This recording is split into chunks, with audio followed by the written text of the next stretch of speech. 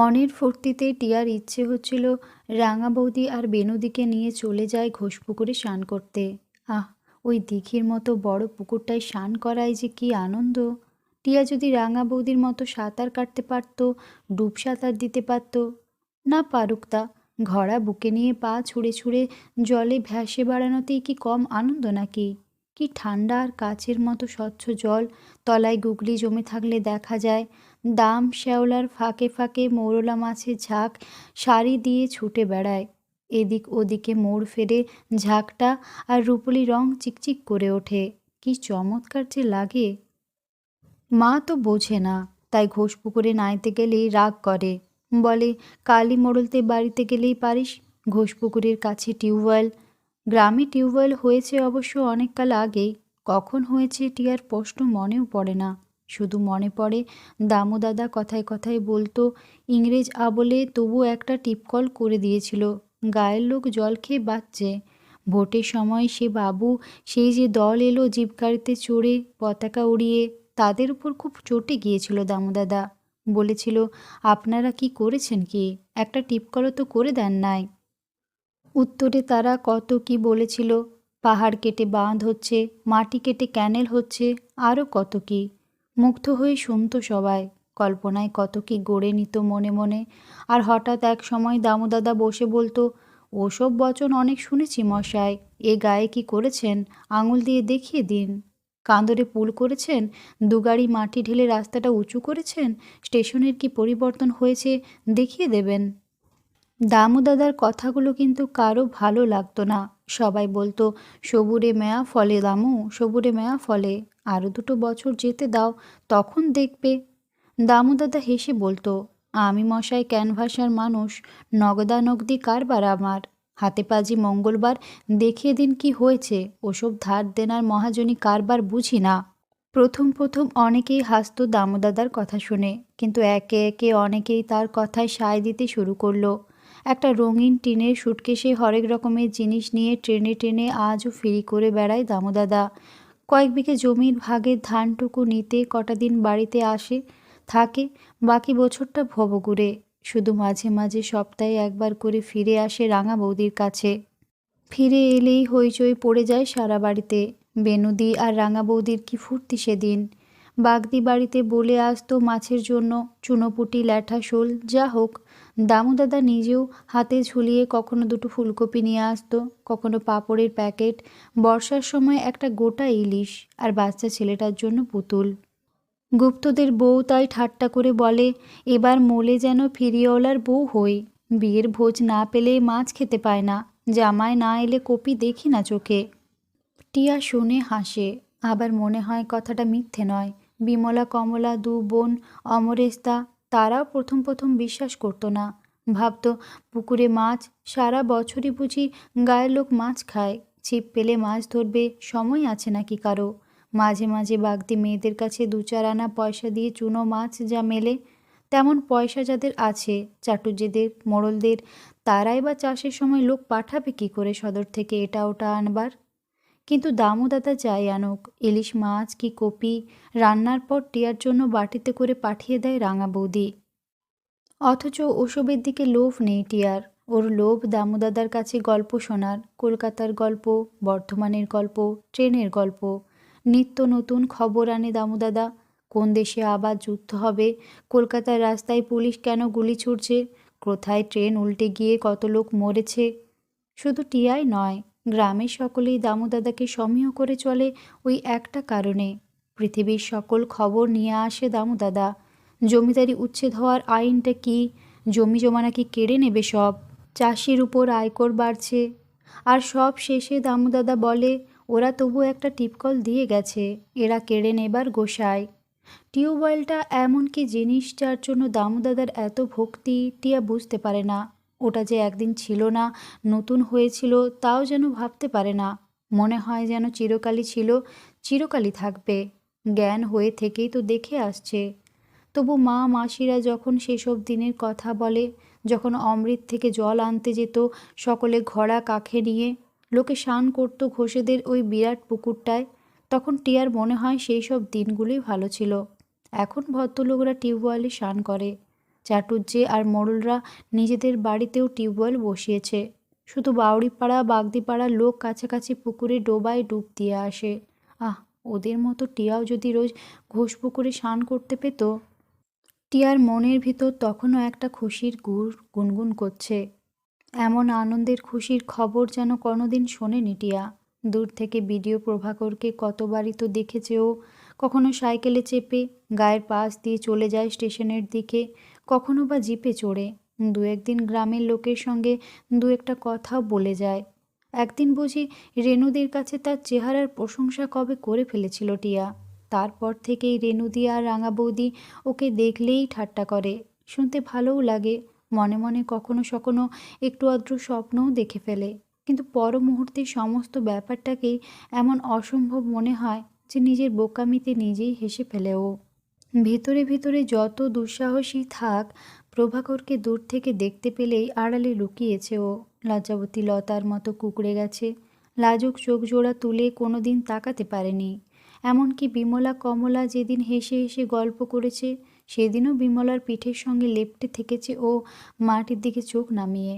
অথচ প্রভাকর কিনা ওর কথাই বলেছে অবিনাশ ডাক্তারের কাছে। কেন বলেছে, কোন প্রসঙ্গে বলেছে, কথাটা কিছুই জানে না।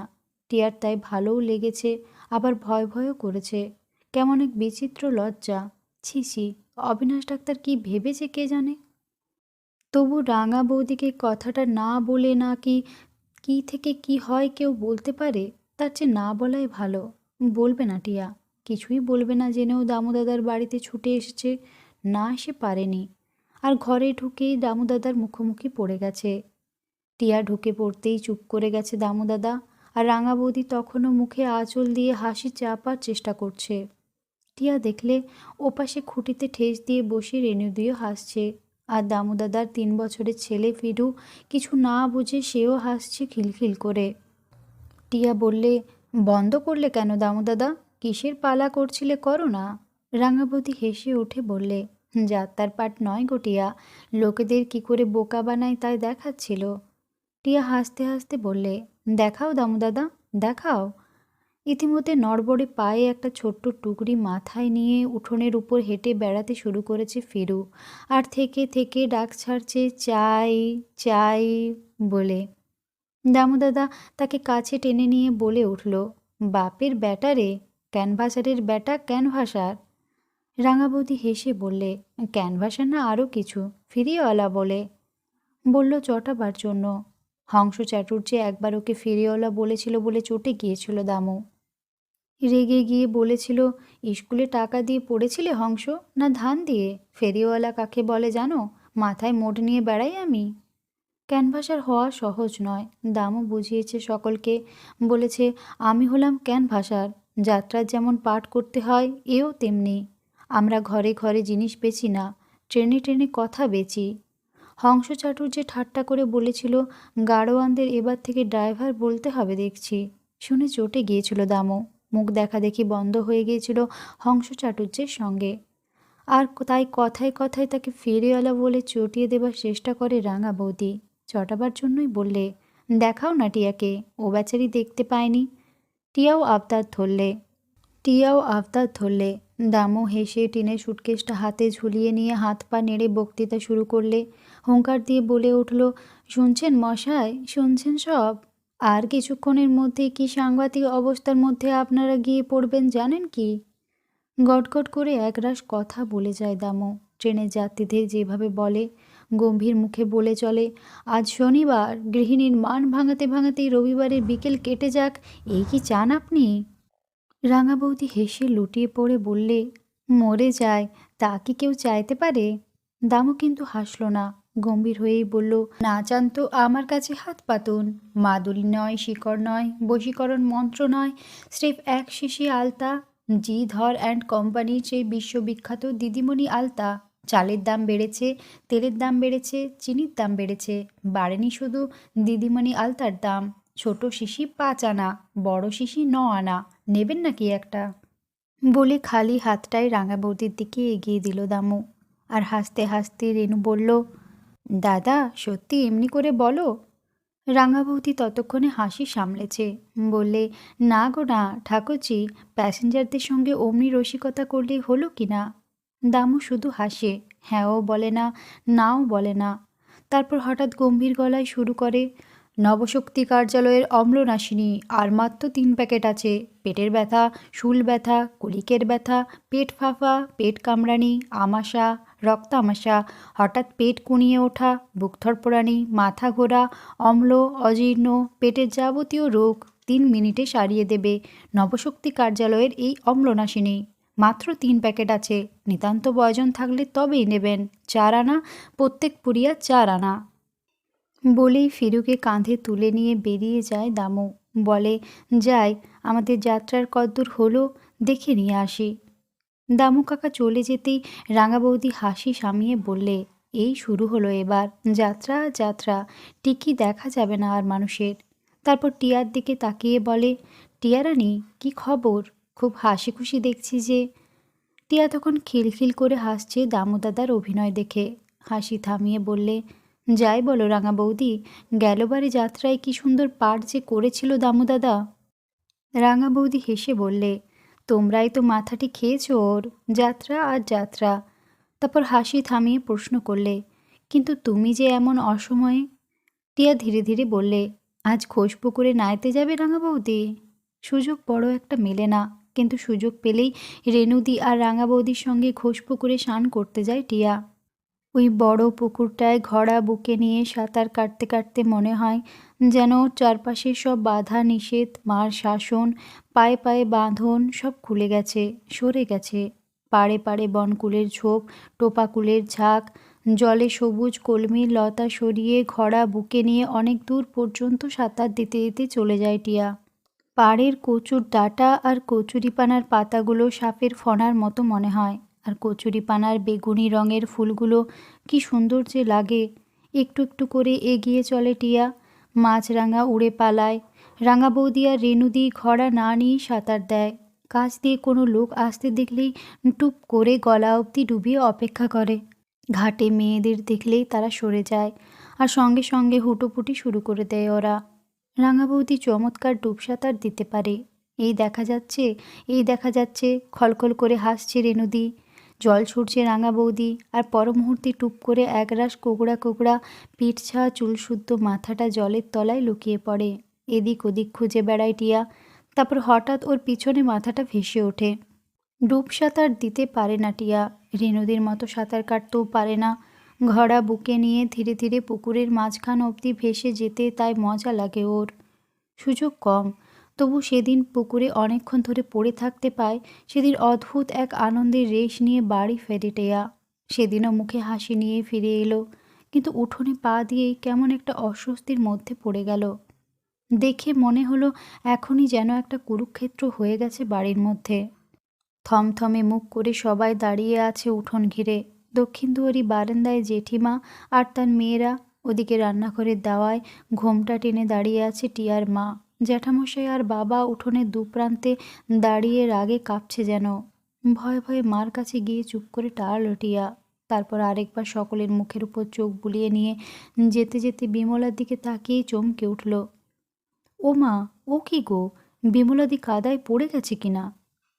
মোহনপুরের বউ টিয়ার দিকে ফিরে তাকিয়ে চাপা গলায় বললে, চুপ।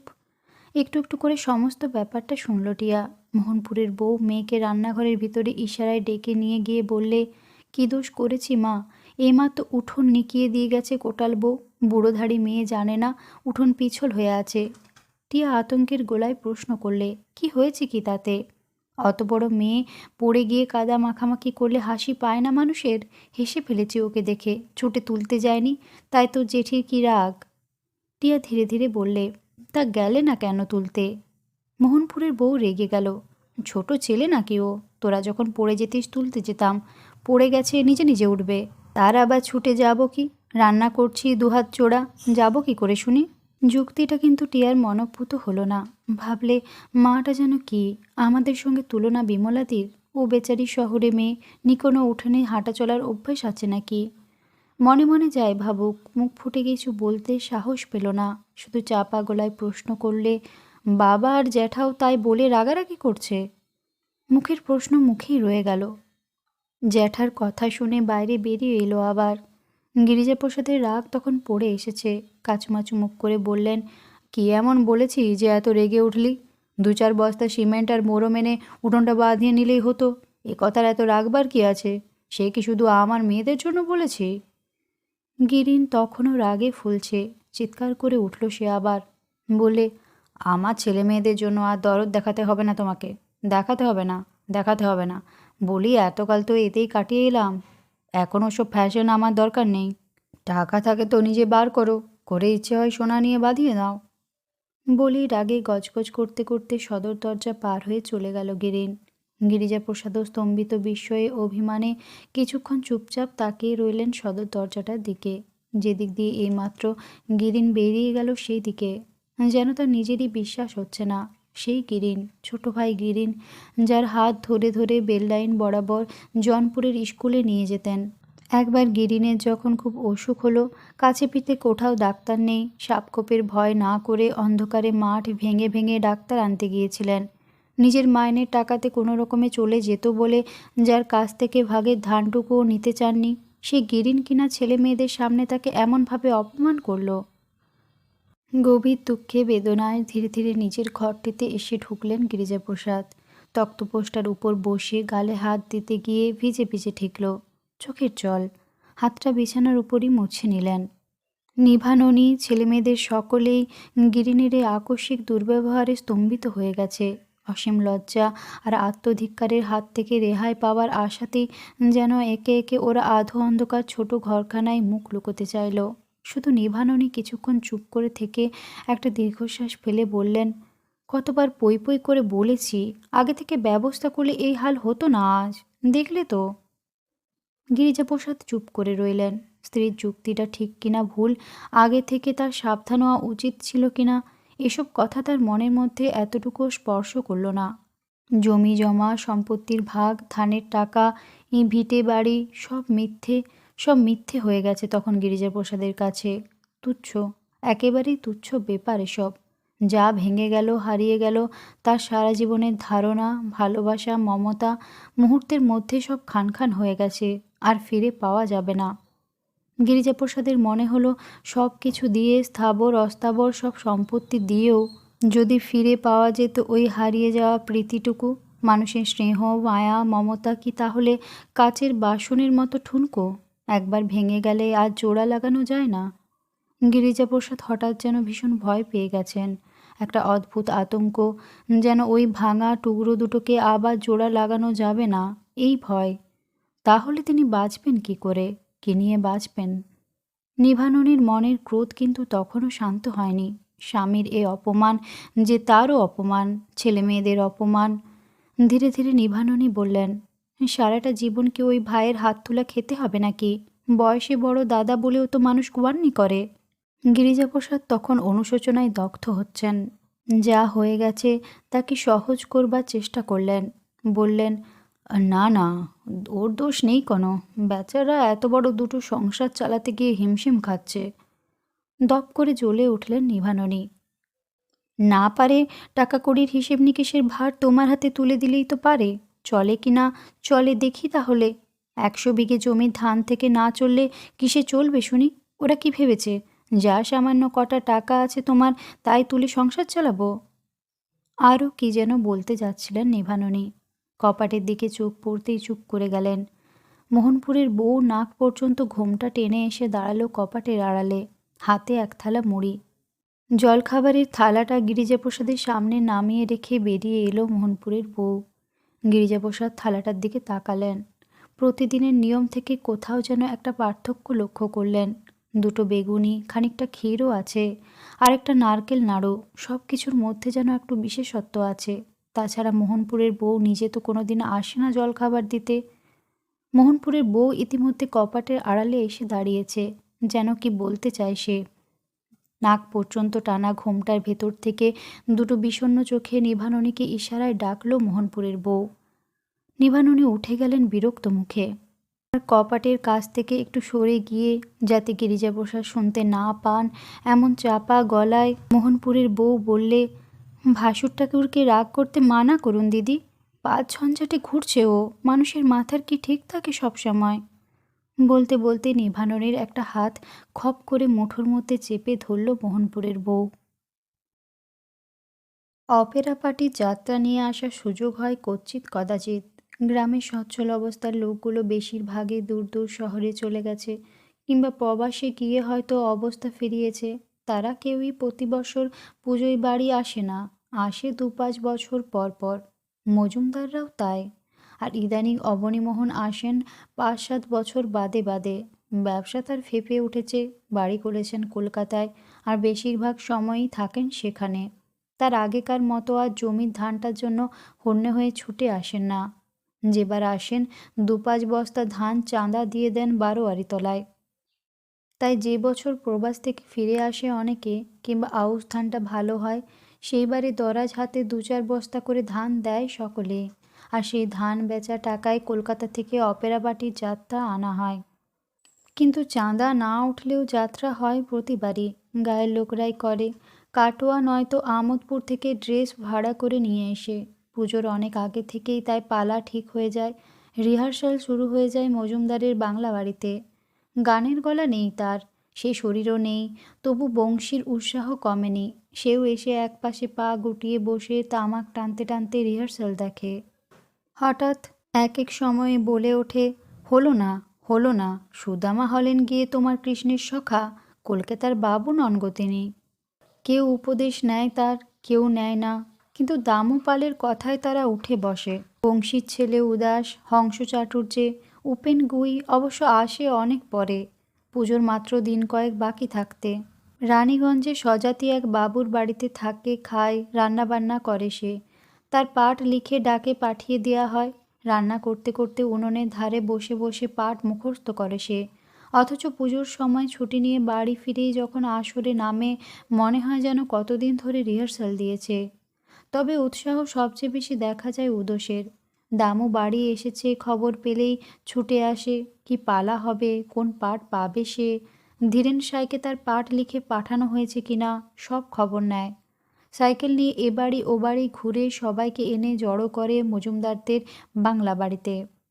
অথচ সেই উদাসের এবার আর কোনো আগ্রহ নেই যেন। দামু পাল তাই ফিরুকে কাঁধে নিয়ে একেবারে শটান চলে এলো বংশীর বাড়িতে, কোটালপাড়ায়। উদাসকে ডাকতে যাচ্ছিল দামু, তার আগেই চোখে পড়ল উদাসের বউ এক টুকরো ময়লা কানি পরে ঝাঁটা হাতে চালার গায়ে ঝুল ছাড়ছে। ডাকতে গিয়েও থেমে গেল দামু। কে জানে কেমন মেজাজে আছে উদাসের বউ। রোগা প্যাকাটির মতো চেহারা, চোখের কোল দুটো বসে গিয়ে চোখ দুটোকে বীভৎস করে তুলেছে আরও।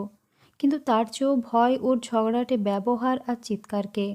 বউটার দিকে তাকালেই মায়া হয় উদাসের উপর। এই বউ নিয়ে কি করে ঘর করে? ঘর অবশ্য করে না উদাস, সমস্তক্ষণ বাইরে বাইরেই কাটায়। সকালে চলে যায় সাইকেল নিয়ে কাটোয়ায় ড্রাইভারি শিখতে, সন্ধ্যের আগে ফিরে আসে। তবু খবরটা তো দেওয়া দরকার উদাসকে। তাই শেষ পর্যন্ত ডাক ছাড়লে দামু, উদাস আছো বাড়িতে? উদাস?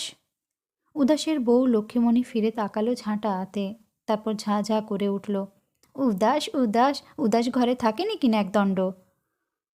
দামু শান্ত করার চেষ্টা করে বলল, আহা রাখছো কেন, তাই জিজ্ঞেস করছি কখন আসবে। লক্ষ্মীমণি কাছে এগিয়ে এলো আবার, হাত পা নেড়ে বলে উঠল, সে কোথায় কোন বাগারে পড়ে আছে, তার কপর আমাকে রাখতে হবে?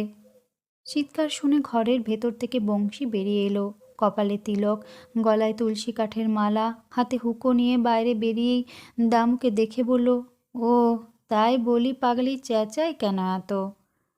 লক্ষ্মীমণির রাগ তখনও যায়নি, শ্বশুরকে দেখে ঘোমটাও টানল না।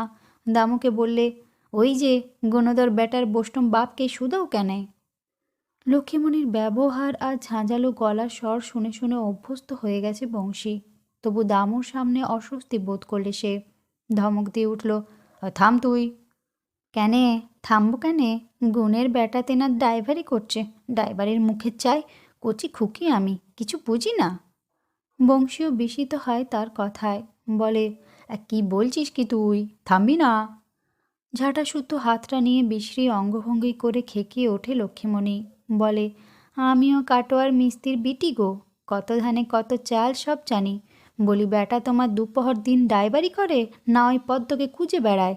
মুখের ওপর নুড়ো ঘষে দিয়ে চলে গেল, তবু নাজনজ্জা নেই মানুষটার। আরও কি বলে বসবে ঠিক ঠিকানা নেই। ভয়ে ভয়ে দামুকে নিয়ে বাইরে বেরিয়ে এলো বংশী। বললে, তুমি বরং গিরিদাদাদের বাড়িটা দেখে যাও দামু, দ্বিচক্র বাহন নিয়ে বাবু গেলেন বোধহয় ওইদিকে। তারপর থেমে বললে, আর না পাও তো বিকেলে ফিরে এলে বলবো তোমার সঙ্গে দেখা করতে। সন্ধে হবার আগেই অবশ্য ফিরে আসে উদাস। তারপর সাইকেলটা তুলে রেখে ঘটির জলে মুখ হাত ধুতে গিয়ে দেখে জল নেই ঘটিতে। খিড়কির ডোবায় গিয়ে হাত পা ধুয়ে আসে। 10-12 মাইল পথ নিত্যদিন সাইকেল চালিয়ে যাওয়া আর আসা। সারা শরীরে ঘাম ঝরে, খিদেই পেট জ্বলে যায়। তবু ভয় হয় লক্ষ্মীমণিকে ডাকতে। এখনই হয়তো ঝগড়া বাঁধিয়ে বসবে, নয়তো চিৎকার জুড়ে দেবে। চুপচাপ তাই কিছুক্ষণ বসে থাকে উদাস। লক্ষ্মীমণি নিজেই মুড়ি মুড়কি কিছু দিতে আসবে ভেবে। কোনো দিন সত্যি ভিজে ভাত আর পোস্ত, নয়তো মুড়ি চিড়ে কিছু এনে দেয় লক্ষ্মীমণি, যেদিন মন ভালো থাকে। কিন্তু অনেকক্ষণ বসে থেকেও কোনো সাড়া শব্দ না পেয়ে ঘরের মধ্যে উকি দিল উদাস।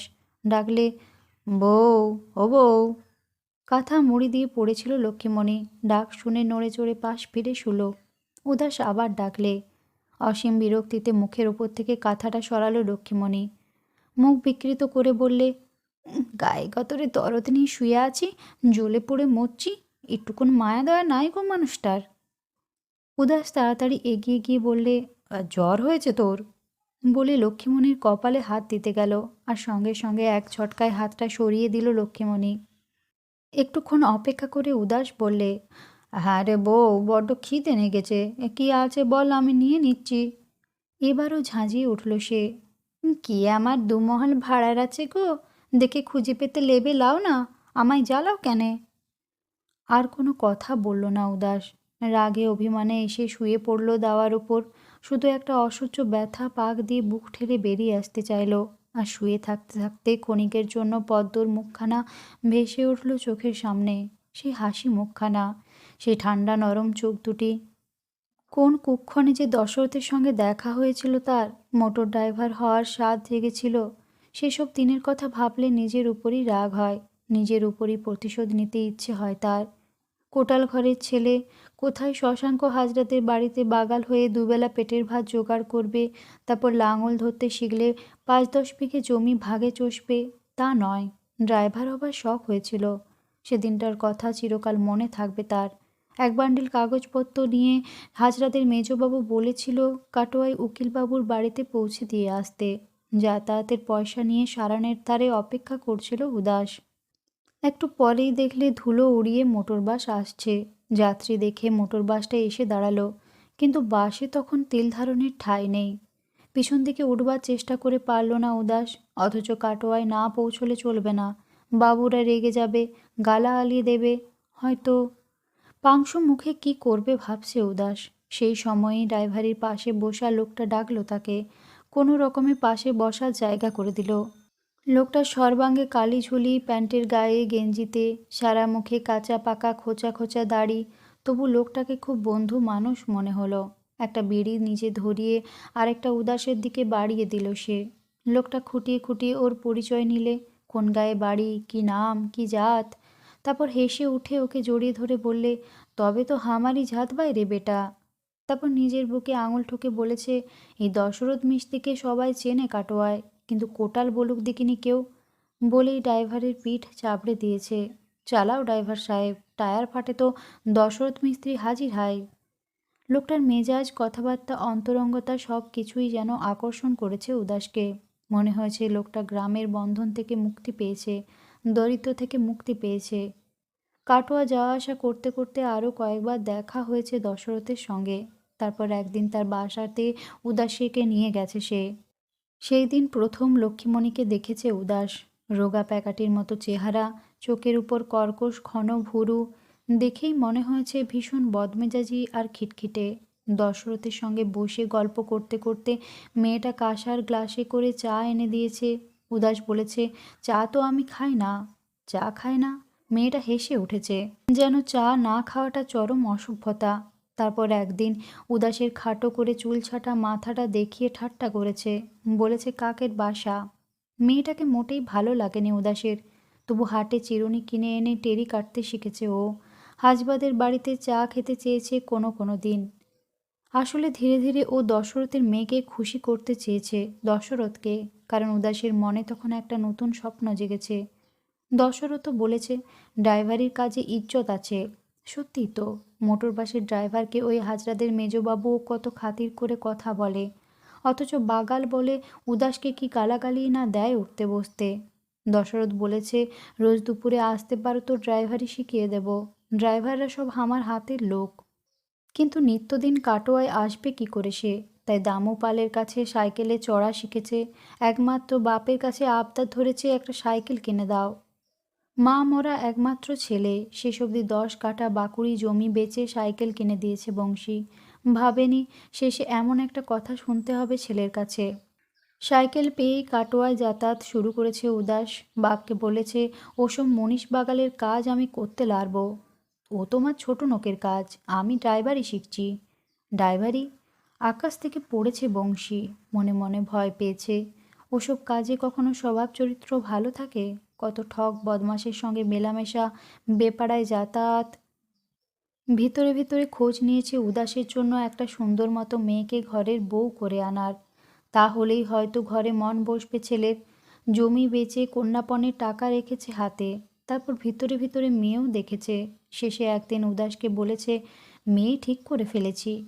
মেয়ে কার নেগে? বংশী হেসে বলেছে কার আবার? বুড়া বয়সে আমি বিয়ে করব? উদাস বলেছে হুম। হুঁ কি? মেয়ে খুব সুন্দর, মাত্র 5 কোটি টাকা নেবে। উদাস হেসে উড়িয়ে দিয়েছে বাপের কথা। বলেছে টাকা লাগবে না আমার জন্য, সে তুমি ভাবো না। দশরথ মিস্ত্রি বলেছে ওর মেয়েকে বিয়ে করলে ড্রাইভারি শিখিয়ে দেবে, লাইসেন্স করিয়ে দেবে। শুনে রেগে গিয়েছে বংশী। ভেবেছে নিজের চোখে মেয়ে দেখলে আর অমত করবে না উদাস। মিস্ত্রির মেয়ে কি আর এত সুন্দর হবে? ভুলিয়ে ভালিয়ে একদিন পাশের গায়ে এক আত্মীয়ের বাড়িতে তাকে নিয়ে গেছে বংশী। খবর দিয়েছে মেয়েকে কোনো এক অছিলায় নিয়ে এসে দেখাতে। 5 কোটাল মেয়েকে নিয়ে এসেছে সেখানে। কিন্তু তার আগেই কি করে যেন টের পেয়েছে উদাস। রেগে বাপের সঙ্গে ঝগড়া করে চলে এসেছে সেখান থেকে। তার দিন কয়েক পরেই লক্ষ্মীমণিকে বিয়ে করে ঘরে এনে তুলেছে। বাপকে বলেছে বউ বউ করে খেপে গিয়েছিলে, এই লাও বউ। তখন ড্রাইভার হবার নেশা লেগে আছে উদাসের চোখে। ড্রাইভার হবে, লাইসেন্স পাবে, তারপর বর্ধমান থেকে কাটোয়া অবধি মোটর বাস চালিয়ে যাবে ভো ভো করে। আর বনপলাশী বাবুরা ওই হাজরা বাড়ির লোক সরানের পাশে দাঁড়িয়ে থাকবে, উদাসের খোসামত করবে তার পাশে একটু বসবার জায়গা পাওয়ার জন্য।